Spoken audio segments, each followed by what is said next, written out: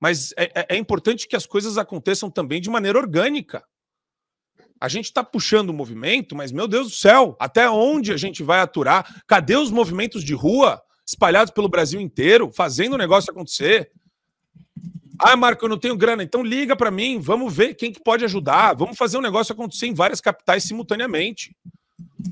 Então o Fio Diário ele tem essa pretensão, ele tem essa missão, e eu sou muito grato e feliz a vocês. A gente separou mais 5 camisetas, quem fizer a assinatura do Fio Diário, então eu separei 20 primeiro, agora mais 5, os próximos 5 que fizerem a assinatura do Fio Diário vão ganhar a camiseta em casa, sem custo adicional, uma camiseta muito legal que a gente fez, como uma forma de presente, um agradecimento pela força de vocês, e não subestimem o poder de vocês e a influência que vocês têm e a importância da assinatura para nós. Isso é essencial.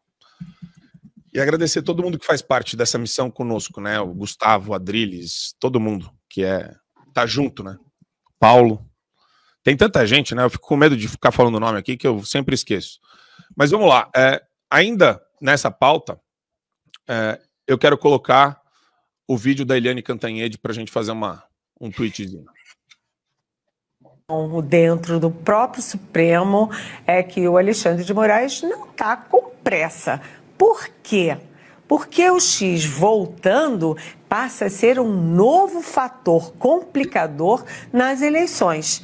Né, o X que, com esses perfis que atacam o Supremo, com fake news, podem ter, né, esses perfis e, portanto, o X podem ter interferência negativa nas eleições.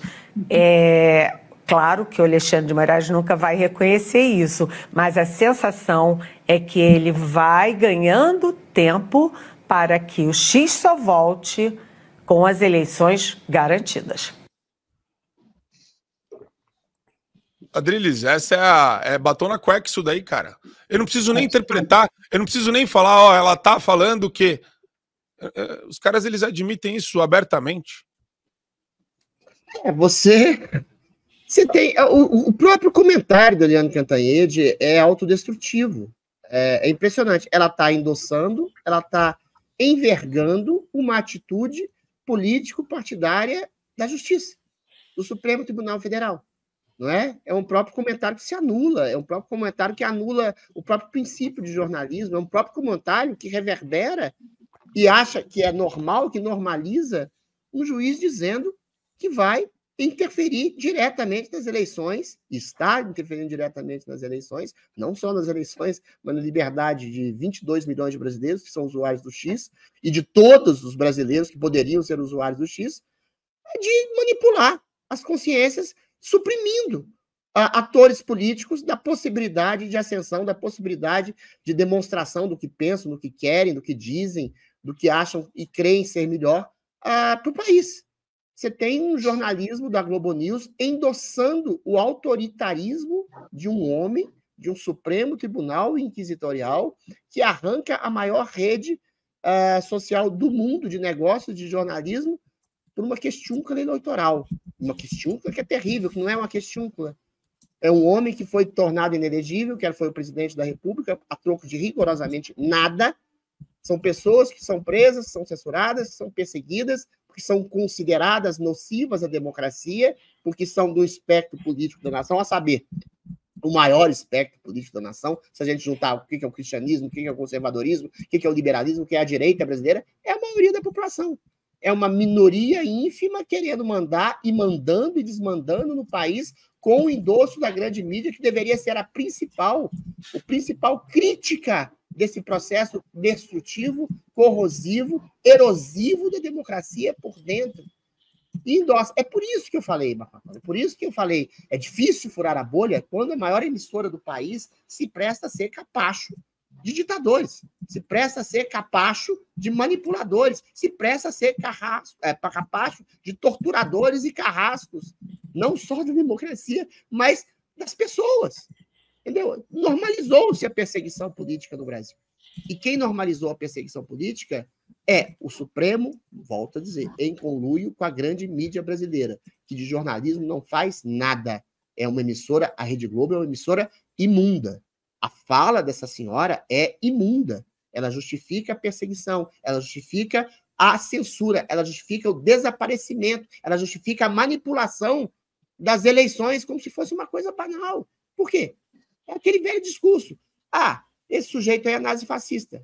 Esse sujeito aí pode ser eliminado e deve ser eliminado, né? A coisificação do seu adversário em nome da democracia, que só participa aqueles que estão no seu clubinho. E quando só participa alguns do clubinho, não é democracia, é ditadura total, absoluta e irrestrita. Ainda a respeito disso, né? O Barroso gosta de falar mais do que senador eleito, mais do que governador. O Barroso fala mais que os governadores. Olha que bonito isso. Ele fala mais que o Zema. Zema, você é um selvagem incivilizado, Zema? Ou você é autorizado a ser civilizado pelo Barroso e por Moraes? Tarcísio, Jorginho, Caiado, Ratinho. O resto é tudo centrão fisiológico, né? Feio, coisa feia que a gente vive hoje. Mas olha só, matéria da Gazeta do Povo. Barroso vê impeachment de ministro do Supremo como jogador expulso pelo time rival. Ele usou essa metáfora futebolística para criticar os pedidos de impeachment contra ministros da corte. O Moraes tem 24 pedidos de impeachment e ele falou o seguinte: quando um dos times passa a trabalhar para expulsar jogadores do outro, ele deixa de jogar e não quer deixar que o rival jogue. Então eles são os nossos rivais. Poxa vida, eles são rivais do povo. Porque acho que os dois times são sistema versus povo. Será que eu estou fazendo a leitura correta dessa metáfora? Tá muito claro para mim isso daqui, Gustavo. Perfeito, é exatamente isso, Marco, exatamente isso, e isso já vem se desenhando desde as eleições de 2022, né, quando ele fala, nós derrotamos o bolsonarismo, ou seja, ele assume um lado, claramente, né, o próprio Barroso tem dito, né, que o STF se tornou um poder político, sem ter prerrogativas legais para isso, né, então é por isso que ele gosta tanto de falar, além da vaidade, óbvio, né, que ele é um cara extremamente vaidoso, gosta muito da própria voz, ele é um cara que se coloca hoje como um ator político e toda a corte, e eu repito, insisto, toda a corte segue esta mesma linha. Toda a corte está seguindo essa mesma linha. Em relação à pauta anterior, quando a gente vê que ele está ali, isso está muito claro, né? Foi uma confissão, assim como o Barroso confessa agora, a Cantanhede confessou na pauta anterior. Não, a gente vai deixar passar as eleições, porque o Twitter atrapalha. Por que atrapalha? Porque as redes sociais, ainda que eles tentem, ainda que eles tenham essa tara de censurar as redes sociais, ela ainda é livre e possibilita que nós, por exemplo, estejamos aqui apontando esses absurdos, né? Possibilita que vários políticos tenham espaço que eles não vão ter jamais na Globo News, que jamais terão na Folha, que jamais terão na mídia mainstream, que, como o Adriles insiste e eu endosso, ainda tem muita influência na sociedade brasileira. A gente achou durante um tempo que não, nós temos as redes sociais e isso basta. Não, não basta. A gente precisa fortalecer canais de comunicação da direita. Mas as redes sociais, elas vão num aspecto, e aí o Adriles, que também é jornalista, vai me ajudar, tem uma teoria no jornalismo que é a teoria do agendamento, ou seja, a imprensa, a mídia, de um modo geral, ela não tem a capacidade de nos dizer como pensar, mas ela nos diz sobre o que é pensar, ou seja, ela pauta a sociedade. E, obviamente, que ela tenta encaminhar uma determinada forma de enxergar o mundo.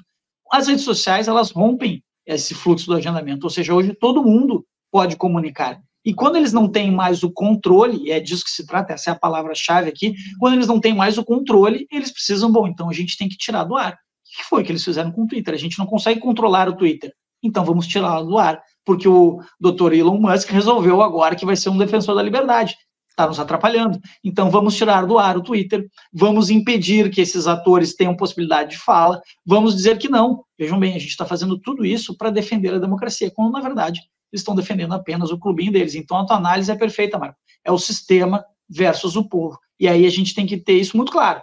Quem não está do lado do sistema, quem está do lado do sistema está contra o povo. Então tem que anotar bem. Quem não está nos defendendo agora é porque está do outro lado.